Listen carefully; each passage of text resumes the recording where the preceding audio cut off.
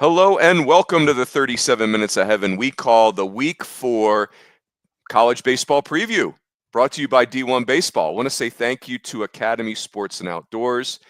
Get ready for a new season of fishing fun with Academy Sports and Outdoors and reel in the best gear at low prices every day.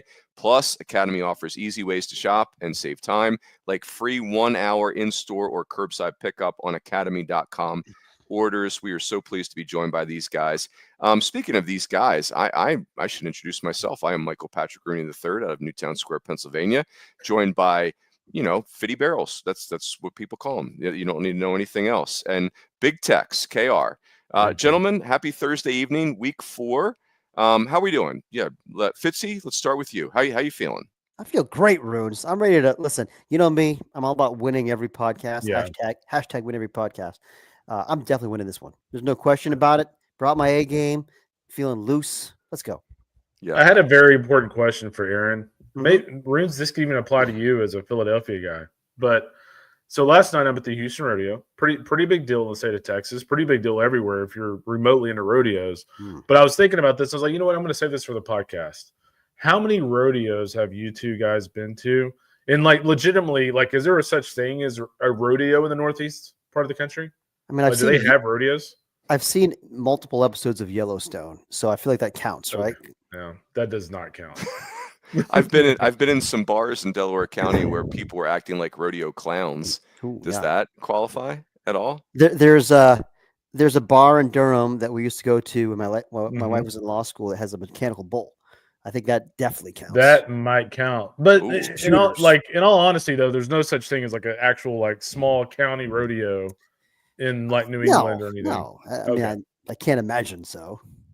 Kendall, we did have in Newtown Square, we had the Culbertson Elementary Pumpkin Festival. I mean, that was a pretty big deal. Only one night, awesome. But you pick up a couple goldfish and some skee ball. I don't know, comparable maybe. That does not sound like a rodeo. How was the rodeo, Big Tex? Was it a good show last night? It was good. Yeah, it was very good. I'm always about the bull riding. I don't care about any of the other stuff. I just like to see people get thrown off of huge animals. Yeah. Well. Yeah. To each his own, I guess. To each his own. Boys, I'm not going anywhere this weekend. I'm gonna be at the command center, the Rooney Command Center in Saskatchewan. Fitzy, you're gonna be at games. Kendall, you probably will be command center. But I do want to ask a question. Kendall, I'll start with you. When you do command center, how many games do you like to be watching at one time? Because I can get a little bit overwhelmed.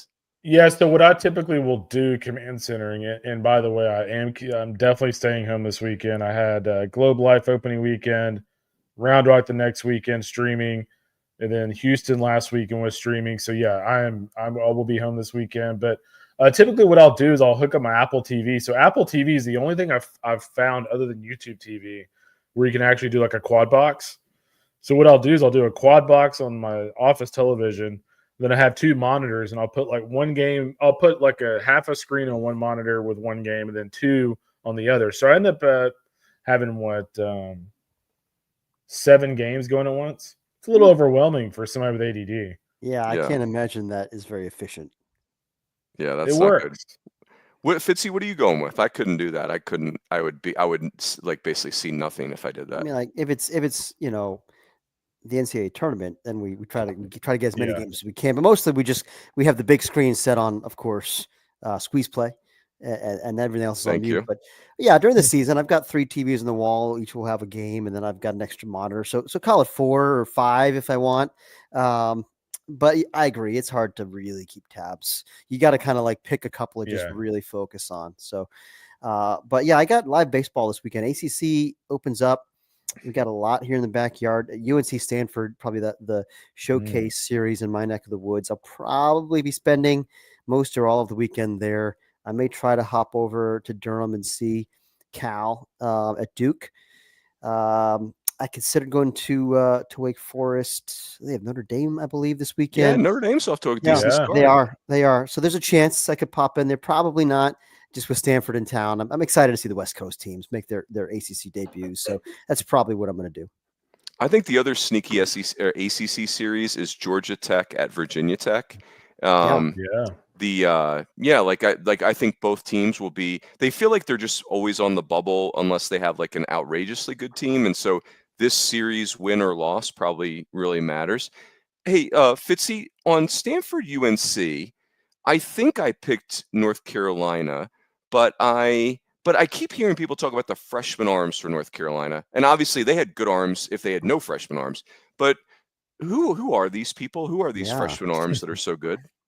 Yeah, they got two that have really made a big impact out of the bullpen early on. It's Walker McDuffie and Ryan Lynch. I think I was looking; these guys had a combined 10 appearances and been almost untouchable. I mean, like crazy strikeout to walk numbers. Way more than a strikeout per inning. And it's both physical right-handers. I mean, McDuffie. I remember in the fall. Scott Forbes compared his slider to like a Rob Wooten slider, which come in from Coach Forbes is high praise. Rob Wooten, legendary slider monster for the Tar Heels. It's like a really short arm action, really deceptive, just jumps on you. And he's got plenty of fastball. I want to say it's, kind of up to 93, 94-ish thereabouts, but it's really the slider is the pitch and the deception. And Lynch is like a big old physical right-hander with like a longer arm swing, and it's a high ride fastball. I think he can run it up to 96 or 7. A lot of swing and miss. I was looking at the synergy numbers on him, actually. A lot of swing and miss on that fastball, like 98th percentile put away rate or some crazy thing. And so, each one of those guys has a real elite pitch with Duffy's slider and Lynch's fastball. You throw those guys into a pitching staff that already had a lot of talent and experience. I mean, it's one of the best staffs in the country. It's just super, super talented and deep. Kendall, I'm going to throw something at you. By the way, first comment, this is amazing. Justin LaGrange, I see your comment. Does LSU bullpen problems, or do the LSU bullpen problems concern you heading into SEC play? Parentheses, anyone but Rooney. So let me give you guys the context. Justin and I have had our moments on Twitter. Justin, I can't believe this. You still haven't forgiven me for a comment that I made 4 years ago during the Paul Maneri era, where I said that the box the atmosphere had gotten quieter, stale. Yeah. And so, Justin, I appreciate that you still follow us so much that you're in the comments tonight, but clearly anyone but Rooney in parentheses. I'm not taking that personally. I get it. Like look at Rooney's bringing this up though. Like we thought this water the bridge. You're bringing it up again. Now it's going to start the clock again. 4 more years are still going to be talking about that time. You said the box atmosphere was dead. No good behavior. Man. But I did say that in 2023, the Skeens year, the box was back, baby. It was those were electrics, those starts. But I appreciate Justin being here, and he loves college baseball, and I love college baseball. So we're like two political parties, Fitzy. Eventually, me and Justin are going to get on the same page because we both. I've never met more understanding people than LSU fans. That's for right. Sure. Very patient. Now I will answer. That's why I love them to death. Salt of the earth. I will answer the question though. I'm not concerned about LSU. Like we have LSU number 1, right? Like it's just hard to know with LSU and Tennessee right now because they haven't really been tested that much, and I think we won't learn more until SEC. Runes, I think there's a chance that North Carolina could end up being the best team in college baseball. I think there's a chance Florida State could be that team. Yeah, like, Jason DeCaro, guys. While he was talking about those pitchers. I was looking at DeCaro's numbers. I mean, teams are hitting 145 against DeCaro in 3 starts. I mean, that's outrageous. Yeah. I will answer, though, Justin's question about the bullpen because I just saw LSU this weekend for 3 games. Yeah. And I will say I love their bullpen arms. I mean, I really, really like that bullpen. I mean, I know some of those guys are young. You've got some freshmen back there. Maverick Rizzi was a little uneven this weekend, but I mean, boy, it's a real arm. It's physical. He's from I think he's from Worcester County. By God, he's a Massachusetts boy. Really? We like that. We like that. It might have gone to Worcester Academy or something. Anyway, really good slider, high spin, plenty of fastball. He's a guy. He's going to be fine. I like him a lot. I like, obviously, you got to love Kason Evans. I mean, it's just an absolute stud as a true freshman that they trust already in the highest leverage situations. Mid-90s guy, spins it, feel the pitch. I mean, everything you're looking for. William Schmidt. I don't know what his role is going to be as the season continues. Obviously, he's got a couple of starts, a couple of bullpen appearances. They used him Saturday for an inning at the end of that game, I believe, against Nebraska, and it was electric. I mean, everything he's billed to be, a big old tall right-hander with a explosive fastball and a hammer. I mean, it's so those three freshmen, and of course you've got all the other arms that are back there. Cowan coming in from Wofford, great piece, lower kind of funky guy. A great change up, some life. Connor Benj has a great arm. I mean, there's a lot of guys. There's depth. The lefties too. I mean, Primo, I think he's got good stuff. So, no, I have no concerns about LSU's bullpen at all. I think it's a great bullpen. Yes. Yeah, and Guidry ought to be back next weekend. Exactly. It sounds like he's going to be back next week from that back injury. So, he's obviously a key piece as well. Yeah, and I'll tell you guys, and then we'll get to the schedule. The elephant in the room, and you guys discussed it the other night on the pod, is Tennessee. And like here's where I stand on Tennessee.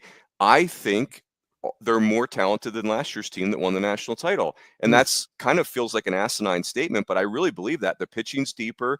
The position player talent's a joke. It's so good. The difference, though, is last year's team had Christian Moore and Blake Burke, that every night you've got two of the best players in the country on the field. And I'm really curious to see what Tennessee's team looks like when they get really tested, because I think they'll probably always be the most talented team on the field, but it takes more than that. It takes skill and, like thriving in the moment. And I'm not sure that it's impossible to say with Tennessee yet, because they've just mauled everybody, right? Like we won't know what that's going to look like until they get into SEC play, because they are going to play other teams that have extreme talent. And some of those teams might be really hot at the time. They might be older, more mature. I don't know. But Tennessee's talent level, to me, is the elephant in the room. Yeah, I mean, I'll say this about Tennessee. I mean, we talk so much about how they mauled everybody, but the one thing I do like about the Vols is they have been tested. I mean, they beat Oklahoma State. What was it, 5-2? It wasn't like they dominated the Pokes. The Pokes actually pitched pretty well. Stormy Rhodes, the talented freshman for OSU, did a really nice job in the bullpen in that game. And so Tennessee kind of had to win a game with its pitching staff where, they had a couple of home runs against OSU, but it wasn't like it was an offensive onslaught. So the fact that they were able to win that game because of strong pitching, I thought was a huge development, because I think we get caught up so much just because of the ballpark and things like that they're so offensive, but they can win games in different ways, I feel like. Yeah, I think their roster speaks to that. I would say, though, Kendall, like Oklahoma State playing them in February when they've got Gabe Davis starting on a game where he probably, I think he's going to end up in the bullpen, and they haven't been home yet. Oklahoma State's been on the road for 3 straight weeks. And, like, you're right, though. Like, I think your point is what I agree with, that Tennessee can win any kind of game. Like, the pitching is so extreme. They can hit for power. I will say, go ahead, I mean, just from afar, and again, I haven't watched a lot of Tennessee. I've read about them, and I've seen what they've done, but just looking at the names and reading the reports, my sense is I agree that I think the pitching is more talented than last year's pitching, which, again, they won the national title. They had an insanely great year in the mound, but I mean, it wasn't kind of unorthodox where they had to structure that staff. They didn't have, really necessarily the traditional horses in the rotation. I feel like they do this year, with obviously Doyle and Phillips at the front, and now you got AJ Russell healthy, and their bullpen is bonkers. Like, the depth is crazy. The arm talent is crazy. I think the pitching is better. I don't think I would take this position player group over last year's. You mentioned obviously the two big, losses. I mean, with Burke and Christian Moore.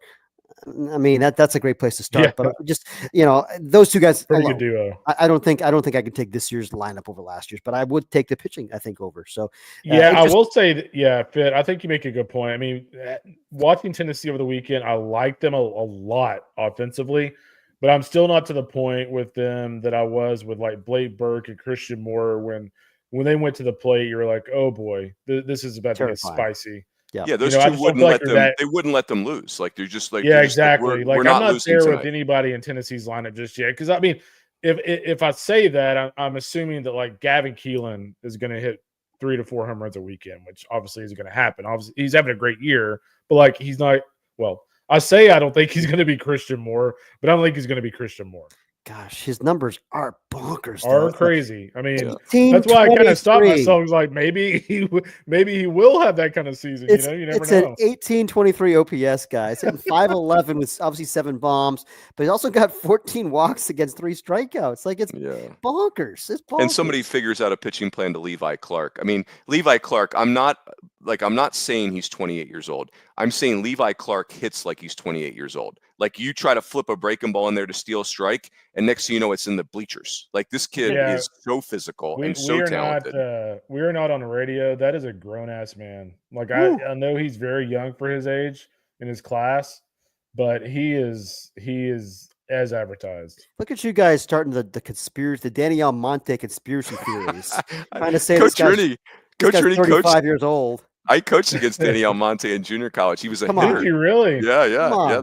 They beat us. I wonder in what the he's up Super to Regional. these days.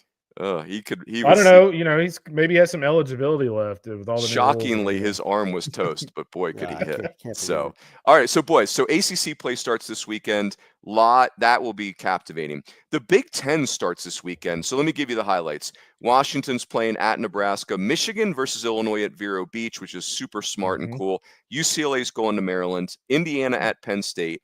Purdue at Minnesota. They're playing at US Bank Stadium. #soft. Just play outside. I'm just kidding. Of course, you're not going to play outside. It's awesome that they're playing in the dome. And then Oregon at USC. Kendall, which of those jumps out at you? I really like Oregon against USC. I mean, USC, Stanky's done a really good job with that team this year. They're in a really good spot. You know, I think when you look at Oregon, you know, they've had a couple of games here and there where they haven't pitched all that great. But, I mean, when you look at Waz's offense, I mean, the whole offseason I talked about how impressive they were in that Super Regional last year. Oregon, guys, is hitting .336 through 13 games as a team. Max Maloney, you know, has had a great year so far, .425, 5 homers, 13 RBIs. Carter Garrotti has had a really nice start to the season. So just seeing Oregon's offense against USC, a much improved USC team, you know, has my attention. Plus, I mean, it's an old throwback Big Ten traditional showdown. Yeah, much like UCLA Maryland, you know, which is where I was going to go. We're Stanford and UNC. Old time Big Ten rivals. UCLA and Maryland do have history, however. You recall, gosh, what would that have been? 2015. Regional or Super? 2015, UCLA, I believe, was the #1 national seed. Maryland went into their house. And Chef, right? That's right. I had John that, Chef. Me and Clay Maryland won that regional, and they went on to play UVA in a Super. Anyway, great regional, like Lamont Wade shows, awesome. I think it's kind of a fun matchup there. Because I think Maryland is sneaky, lying in the weeds a little bit. They're 7-5. UCLA is actually, like, again, kind of quietly off to a good start. They're 10-3. Yeah. We did think about them for the top 25 this week, and they had a pretty good 2-1 weekend, I believe. This past week, they beat USC at the Dodger Town on Sunday. I mean, I like UCLA's talent. Obviously, we all think they underachieved last year. I know they had, you know, injuries and things, but it just was kind of a disappointing season last year. And I kind of thought they would bounce back, and so far so good. You know, I mean, and now you go across the country and you play Maryland, a team that, again, you know, they just lost so much a year ago, and it was like going to be a transition year inevitably.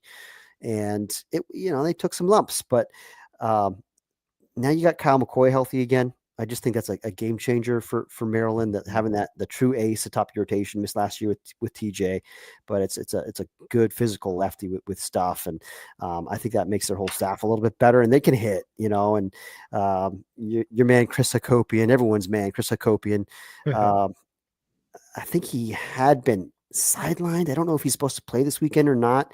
He had a back issue, so that's something to watch. But he'd been really raking before that. And Alex Calarco has been kind of the breakout guy. Our guy Burke Granger, by the way, if you're interested in the Big Ten, great breakdown of all these matchups. Yeah, super good. And also Shotgun had a piece on Penn State today, and they're off to their best start, I think, in 45 years. 45 years, yeah. And they have Indiana this weekend, who, you know, we had pretty high hopes for. They're a game under 500, but you know, the big story with Penn State, you know, is Paxton Kling, the LSU throwback. I mean, guys, you know, Kling is hitting you know, over 300, 6 home runs, 13 RBIs. He's gotten off to a really good start from a power standpoint. Yeah, that is. Oh, go ahead, Fitzy. I was just saying, who else got off to a really good start is our man Joe Healy. There he goes. Joe, we had some traffic issues, it sounds like. Yeah, you guys will be shocked to hear this, but I-85, when you take it south, you know, past between Charlotte and, you know, Greenville, Spartanburg, it continues to be one of our nation's great scourges. Yeah, a true disgrace. A true disgrace. Listen, message to the people of the Palmetto State: get your house in order. All right. Yeah. This is a disgrace going on 2 decades. Enough is enough. Finish the damn road. Let's go. Joe, just to let you know, we just It's your made sure to house tell motor. everybody that you think Tennessee's a fraud. So we got that out of the way. Oh, great. Yeah. I'm sure that. Great. I appreciate that, fellas. Oh, that's awesome. Hey, I will say this about the Big Ten, which I think is I'm so just like conference realignment, such a hot mess, but like Stanford going to North Carolina is like that's compelling. Yeah. The Big Ten has kind of been like Old Faithful in baseball. And some of that is good, like it's consistent, you can count on it. Some of it's not good because it's just kind of like, oh my gosh, we're doing the same thing over and over again. And I just like that Penn State is so much spicier. Like this new era of Penn State baseball is so healthy for the league.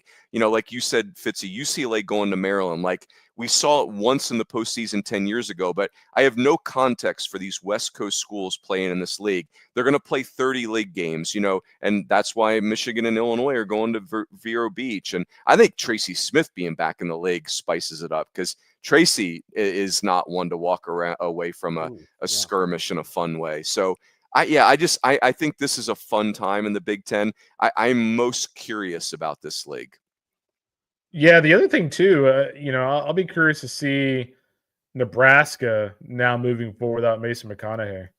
He's out for the year with that injury. I'd just be very curious to see how they handle that. Was really worried about that when it happened, and then afterwards, Coach Bolt said he felt tingling in his arm, which just sucks. You always know when you hear that. It's not a good sign. And he looked great, by the way, before he left with the injury. I mean, he's a real talent.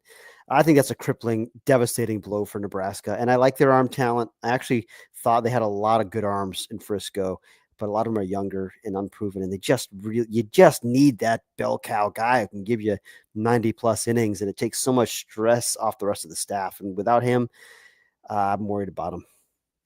Yep. Justin, I see you in the chat. You had to have a second knee surgery, so best wishes on a full recovery. That's no fun. But I see you also saying you haven't missed an LSU game, and that doesn't shock me at all because you are your passion for LSU that's an 80 on the 20 to 80 scale. Yes? So Justin did officially forgive you?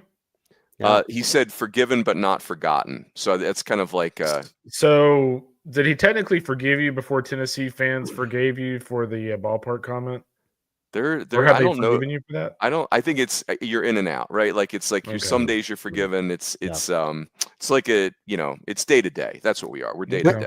We want to know also when Miami fans are going to forgive Kendall Rogers. We have a question in the chat here from Kane's Cats Heat 305. Question to Kendall Rogers: what does Miami need to do for you to take them seriously, Big Tex?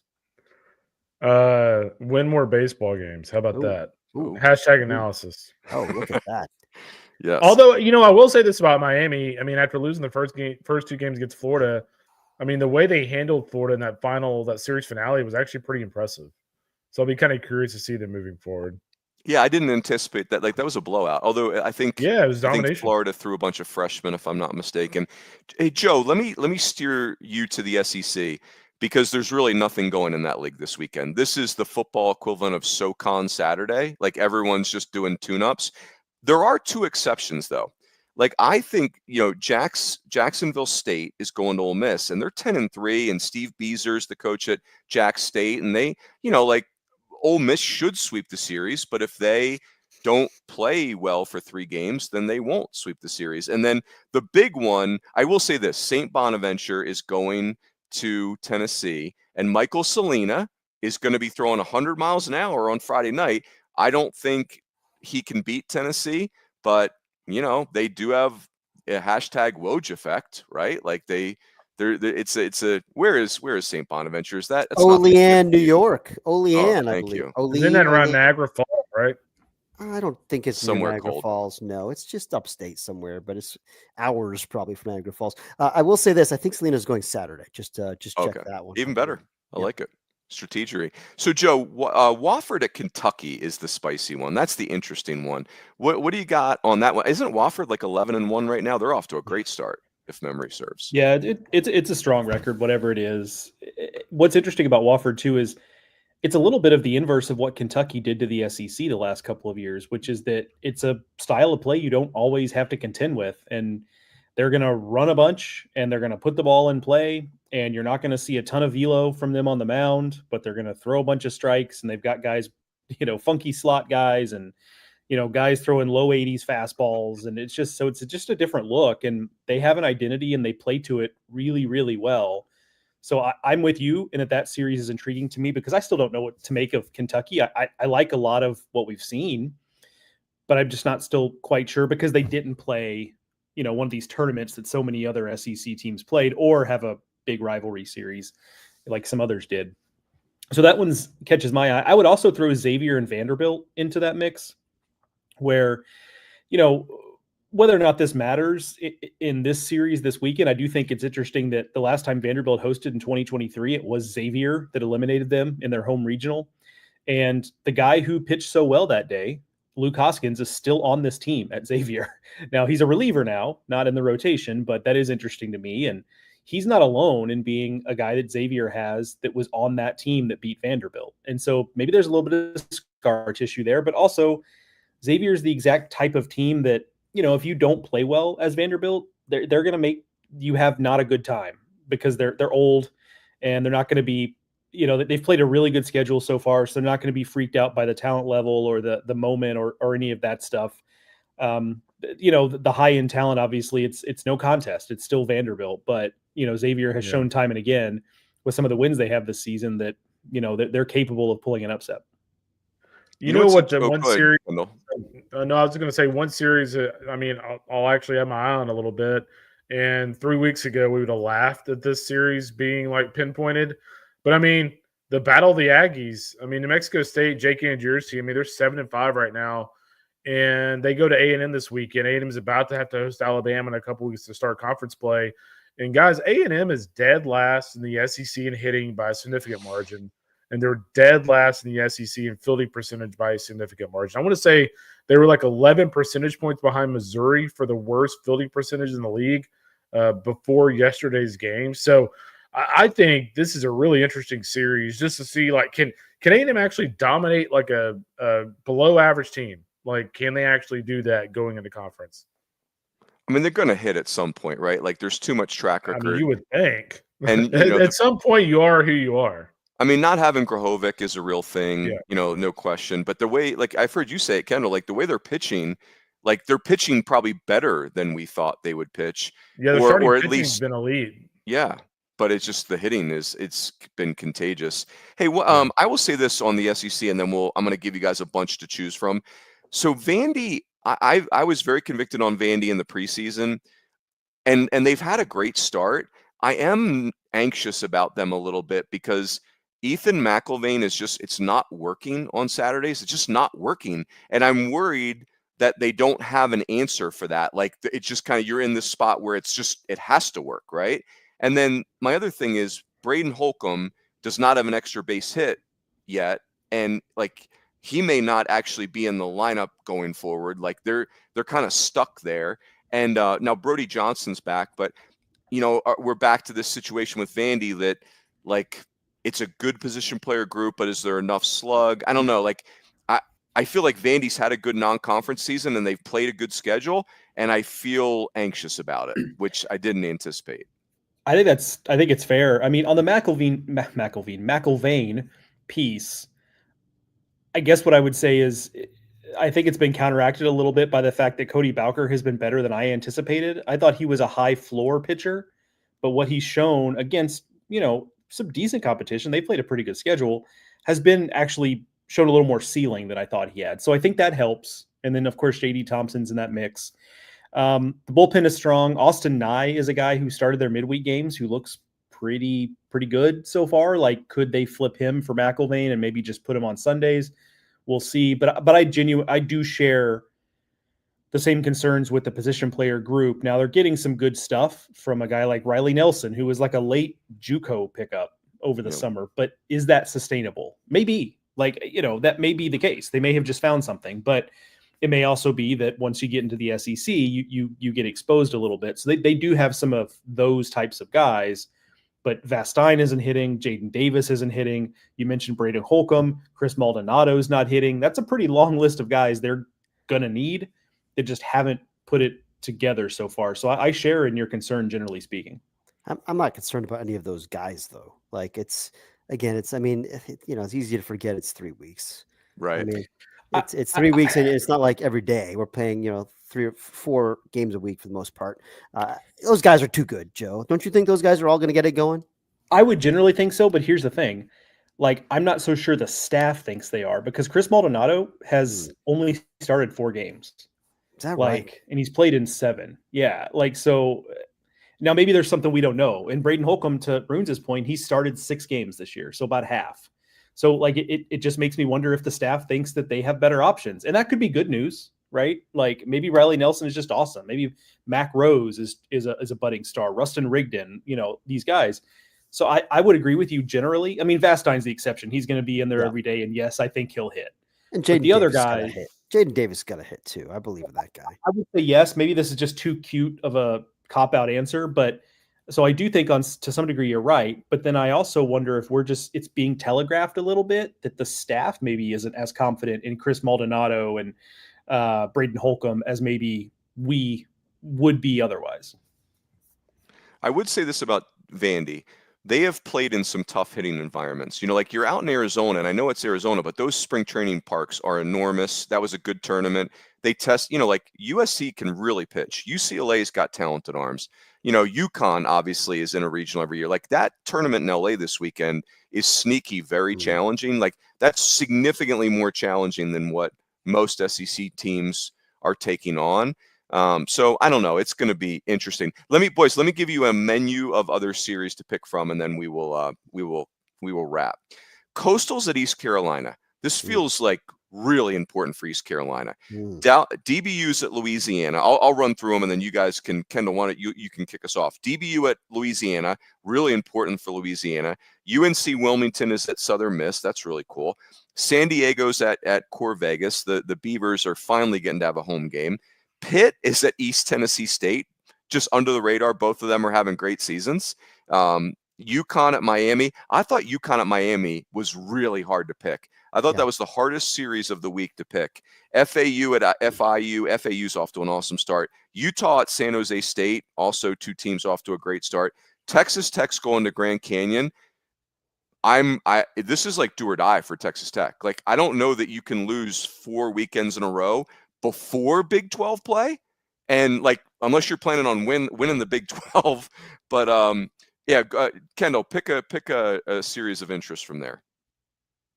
You're muted. Yeah, I'm going to go with DBU in Louisiana. I mean, obviously we all think DBU is a good club, but I do agree with you. Like for Louisiana, especially when you look at the top of the Sun Belt with 3 ranked teams this week, and Southern Miss, Troy, and Coastal Carolina.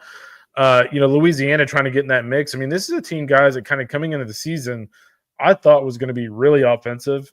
Luke Uhas was a guy that, Matt Deggs was really high on at the end of the fall, thought he might be kind of their, he had a good season last year, but he thought he might even break out even more and become an elite guy. I mean, he's hitting below 200 right now. You look at Connor Cuff, he was expected to be an instant or a big impact guy this year. He's, hitting 180. Maddox Mandino, again, a guy that was really good in the fall. They thought was going to be a breakout guy. He's hitting, around 160. So this has just not been an offense that's been able to kind of get in a rhythm. And I don't know if DB is a team you want to play when you're looking for your offense to get in a rhythm, but this is a big weekend for the Cajuns. There's no doubt. Yep. Fitzy, what's a series of interest from that batch to you, or go off the board, of course? No, you gave us a lot of good series of interest. I'm not going to go off menu with such a great menu. East Carolina and Coastal is juicy. Yeah. First of all, I can't remember those 2 teams ever playing a 3-game non-conference series before. Maybe it's happened, but I can't remember it happening. I think that's neat because those are like 2 of the premier powers in the region, that aren't in a Power 4 conference, that are just great programs year after year. It's a fun series just from that standpoint, but also, Coastal has found themselves in the top 25 now, and gotten off to a good start. A team that we had some questions and marks about, but we were optimistic about it. We had them projected as a regional team. Obviously, we had East Carolina projected as a regional team as well, but we did expect some growing pains this year from the Pirates because love that freshman class, but they're really leaning on those guys. And it's, it takes time for freshmen sometimes. And they're 6-6. It's been an uneven start. and if you look at the offensive numbers, it's a little scary right now. It feels like they're searching for answers once you get past Dixon Williams and Walker Barron. I think has been pretty solid. Now that he's kind of inherited that everyday catching job, and Austin Irby is one of those freshmen that they really like, probably the most advanced bat out of that group. He's been pretty good, but other than that, they're really, I think, looking for guys to emerge as reliable pieces offensively. I do think their pitching staff with Ethan Norby and Sean Jenkins, super talented 1-2 punch. I like some of the combinations they've got there on the mound. They're not completely healthy. They're still waiting for some guys to come back that they knew would be down to start the year. But for now, I think they've got enough on the mound. But they need to, again, start winning because, like, in the American, if you're going to put yourself in at-large position, you have to have a strong non-conference. And 6-6 after 3 weekends, you got swept by North Carolina. They'll probably still benefit. They'll get RPI points from playing that series, even though they got swept. But this is now it's go time. Like, if you're East Carolina and you want to put yourself in at-large position, I think they have to win this series. And as you know, as Joe said once, I thought very eloquently, that East Carolina was basically lapping the American for the last several years. It's kind of, and I don't want to come off as anti-East Carolina, but although Cliff Godwin will just use my comments as more fuel for a fire that already arguably burns too bright. But, like East Carolina just romped that league for what felt like a decade. The league feels like wide open right now. Like, the American race could be really fun this year. Yeah. And I'm excited for that. Like, no offense, East Carolina, but I think that's cool. I want a good American race. Joe, what say you? What's a series that jumps out for you? I mean, for similar reasons to why ECU and North Carolina is interesting, I'll throw out there the Texas Tech Grand Canyon series you mentioned. If for similar things, to your point, I don't think you can have 4 straight losing weekends to begin the season and be serious, right? Because, like, even if you just, to your point, you just have to, like, win the Big 12 to really have any sort of hope after that. And the Big 12 obviously is a very good league, so you're going to get some help there from a resume standpoint. But I'd be interested, maybe this is a Nerdmaster general question, I don't know, but I'd be interested in the number of power conference teams that have lost 4 non-conference weekends to begin the season and been at-large quality teams, because I can't imagine it's a super low or I can't imagine a super high number if there's any, right? And look, some of that scheduling, kudos to Tim Tadlock and the staff for the schedule, right? Because, we've bagged on them before for sitting at home and playing 4-game series against, choose your small conference team that has no shot. So we can't have our cake and eat it too. They are playing the schedule we've kind of always wanted them to play. It just so happens that maybe they just don't have the roster for that anymore. And if this season continues the way it is, I think Texas Tech joins a line of programs that we've talked about on this show about needing to take a look at how they operate. Tim Tadlock did not forget how to coach overnight, did not forget how to put a roster together. So what else can we do to be more competitive in this current climate in college baseball is a question they're going to have to ask if this continues this way. Perhaps they get it turned around with a series win this weekend, though. That's obviously certainly on the table. Man, I thought they, you guys know Coach Farron and I had them in Vegas this weekend, and Friday night they're playing Illinois, and Texas Tech's big issue this year is they have played horrid defense, can't play catch at all. And TJ Pompey was fielding 700 coming into the weekend. He's their most talented player. He's a dynamite talent. And in that game against Illinois, in the bottom of the 8th inning, they drop a fly ball with 2 outs to go behind in the game. And you're just like, okay, here we go again. Like, this is, there's your demon right there in front of your face. And then they go to the top of the 9th, and Damian Bravo hits a home run to center field. He's their best actual player. And then they score 6 and they win the game going away. And you're like, okay, you're going to play Texas tomorrow, and you got a chance to do that. And, Texas just romped them, and for a million different reasons. And then they're playing a very vulnerable Washington team. AJ Guerrero, by the way, is the best hitter no one's talking about. He's a stud. But then it's kind of like 8 guys they just had to find. And anyway, long story short, they lose a game to Washington that was unforgivable if you're Texas Tech. And now, it's a problem. So I'm rolling my eyes at biased Coach Rooney putting a plug for the fabulous Roon dog, AJ Guerrero. What a disgrace. Nope. Do I have him? Really? He's awesome. Nope. He's a Joe. Oh, there you go. I took him for $1 because he wasn't on the board. I knew somebody took him. All right. Great he was value pick. I'm feeling really good about these days. Wasn't feeling so good when opening weekend he was out with some sort of back issue, but now we're feeling good. Joe, you're gonna love it. They're leading him off and just maximizing his at bats, and he hit 2 opposite field home runs in Vegas. It was awesome. I'm gonna give you guys FAU. Like I'm gonna speak with my heart here. Like I don't want to live in a college baseball where Florida Atlantic is not super relevant, and John McCormick's one of my all-time favorites, and he's got a squad again this year. Like if you made me pick an American winner right now, I would pick FAU. And that's no offense to UAB, who just took down Auburn 2 nights ago. And I think the race is going to be awesome. They got a pitcher, Trey Beard, who's off to a killer start. They always hit. And now FIU is improved too. So that will be interesting. But I've got my eye on that as well. By the way, shout out to our man Patrick Ebert. Had a great piece on FAU this week. If you want to learn more about FAU, just want to make sure people know how great a work our staff is doing right now. There's so much awesome coverage. Kendall had a piece on UTRGV today that's a dynamite read. It's a good team that's worth reading about. We cover the whole country, guys. I know we talk a lot about the SEC, but our staff is getting after it, and I'm super proud of the work that they're doing. Yeah, and Bradley had the story on VMI, who's 10-1 and has stolen more than 90 bases. Actually, when I saw that on Twitter, I was like, that can't be. I was like, when I saw that on Twitter on like the summary, I was like, that can't be right. Yes, it's bonkers. It is right. And it's a great read about like how they're doing it, why they're doing it. It's insane. I mean, that's the most insane storyline of the entire season to this point. VMI with 90 steals.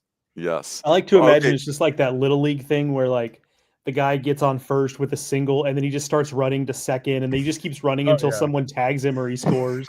Like that's just how VMI plays. Oh, and they steal it like an 80-something% rate. I mean, it's efficient. I don't know. It's crazy. It's nuts. It's like Wofford on to the 10th power, and Wofford's done a great job of that over the last 15 years as well. They kind of made that their identity, and VMI's come in and be like, all right, I like that. We're gonna do it even better. Yes, we're gonna crank it up. It's not that everyone has the green light at VMI. It's mandatory green light. If you don't steal in the first 3 pitches, you're coming out of the game. Like we won't tolerate that, which I like. Boys, let's wrap. Disappointed. I was going to say, I'm disappointed you do not break down the big UC Davis Creighton series this weekend. UC Davis is off to a nice start. Yeah, I'll tell you, if I was going to add a job to my collection, Tommy Nicholson's agent, because he did an unbelievable job. Like I was worried that UC Davis was dropping baseball. They had that huge issue, that crazy deal going on there. And then they hired him from Stanford, and man, have they gotten relevant fast. Yeah. And how about that? It's supposed to be the 50s and 60s all weekend and sunny in Omaha. It's perfect baseball weather. How about that? Big West play does start this weekend. So there we've got that. Boys, let's wrap with this because we want to get Fitzy out of here. It's Thursday night, just a little appetizers. We get ready. Joe's checked into the aria of the Carolinas, the win of the Carolinas. That's right. It's that's how we roll. We want our big ballers and big baller hotels. That's right. No, Canes Cats Heat 305, which is a heck of a handle. You are taking UConn very lightly, and I would encourage you to look at their schedule and their scores. Look at their postseason track record. Now, I think I did pick Miami in the series, but I think it's I would be careful taking the Huskies too lightly. Echo that sentiment. This is usually when UConn kicks it into gear. Starting slow is nothing new for UConn, but they're super well coached. They have a bunch of players back who played in 2 super regionals. Hey, Cats, Canes, Heat 305. How many super regional games have the current Miami players appeared in? I'll give you a hint. None. Somebody trashes on a New England team. It fits like a viper over here. That's all right. UConn has played in two supers in the last 3 years, bud. All right, I get it. They started slow. Northeast teams they start slow. They're good. UConn's good. They'll be fine. They're good. Vic, can I give you some bad news on a New England team? Nope. We're not going to talk about my Crusaders. Cross. How dare you? How dare you? Holy Cross has to play at VMI this weekend. Have fun with that. Fitzy, the Patriot League we're good. Like my roll damn pards, we're just getting, this doesn't even count. These are like preseason NFL games. I'm not even sure we're playing our starters. We need to kick in. Joe, we do need to wrap with that. So you're going to wrap in a second, Joe. Get yourself ready. Get in an athletic position. I do want to say Liam O'Brien of Hawaii, who's been a journeyman, has given up 1 hit in 17 innings this year. Shotgun, I think, wrote about it. That's insane. Give up 1 hit in 17 innings. Rich Maloney at Ball State is going for 1,000 Division I wins. He's at 996. So we'll keep an eye on that. And then, Joe, my question for you is, Kendall is going to be supporting Army in the Patriot League this year. Fitzy and Bradley Smart are going to be on the Holy Cross bandwagon. Go Satyrs. I of course, are hashtag RDP, Roll Damn Pards. Have you picked your Patriot League affiliation yet, Joseph? No, but if you'll stall for me for just a second, I'm going to go look at the league. I want to make sure I have it informed. American University does not play baseball. I'll stall for you too, because our Navy? man Bradley. You ever heard of Navy? Our man Bradley may not be a Crusader guy. I just want to put that out there. He's from New England originally, but he's not from Worcester County, and he did betray the New England Patriots to root for the Eagles. So who knows what Bradley's allegiance is like. Fitzy, you're kind of like you Crusader fans are a lot like Vol Nation. Like the bandwagon is not open to strangers. Like that's definitely the comp I would give to Holy Cross. Very similar fan base. Very similar. Worcester County, the Knoxville of the North. That's right. Go ahead, Joe. I am officially throwing my weight behind Lehigh in the Patriot League. Mountain Hawks. Let's go. go. Shout out to the Mountain Hawks. Yeah, like Navy's the obvious answer, but I'm going to zig. I'm going to go with the. Okay. I think they used to be known as the Engineers before they were the Mountain Hawks. Joe, next pod, I'd love a report on why we went from Engineers to Mountain Hawks. I'd like you to do some investigative reporting there, please. Too nerdy. Engineers is offensive, you know. So. nobody could get a date. Just being called the Engineers we were being profiled. Gentlemen, it was a pleasure. Happy Thursday. Is there anything more glorious in college baseball than a Thursday night? Get the juices flowing for a big weekend series. This is wonderful. Yes. Fitzy. Yes, I did win this podcast. Thank you, Runes. I appreciate that. Thank you. You did in fact win it. Maybe. Hey, by the way, maybe Fitt will see Rentaro hit his first home run this weekend. Yeah, Fitzy, maybe get in the cage with him. Do you want to make some tweaks, or do you want to let it play out? I'll get in the cage with him. We'll see how it's looking, and if we need to make some adjustments, we'll do that. But I'm sticking to the over on my 20 whatever home runs it was. I think it was like 25. 19.5. Yeah. 19.5. Yeah. Listen, we're gonna cruise past that. No question about it. Not worried. I've got nothing to lose by sticking with it. I mean, if I'm wrong, I'm wrong. I'm not gonna be a flip flopper. No. Fitzy will be in the stands this weekend with a sign that says, "Get the head out, for God's sakes." Catch it out front in Japanese. Time. Enough of left center field already. Jeez. Quick to the ball, please. Yes, let's go. Get to our back knee one time. Gentlemen, wonderful to see you. Everyone have a great weekend. Enjoy, and we will catch you next time on the D1 Baseball Podcast.